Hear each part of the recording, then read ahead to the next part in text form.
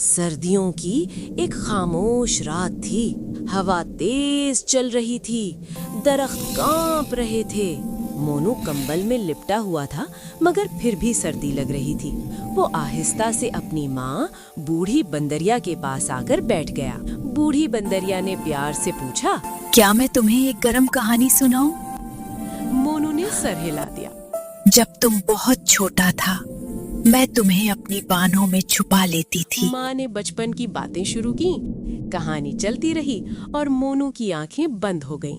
बाहर सर्दी थी, मगर माँ की आवाज ने दिल को गर्म कर दिया। और इस तरह मोनू की माँ की प्यार भरी कहानी के साथ मोनू की आंखें धीरे धीरे बंद हो गईं। उसने सीखा कि सबसे गर्म चीज सिर्फ कपड़े नहीं, बल्कि माँ का प्यार होता है। और इसी प्यार के साथ हर सर्दी भी मीठी लगती है। खुश ख्वाब दोस्तों।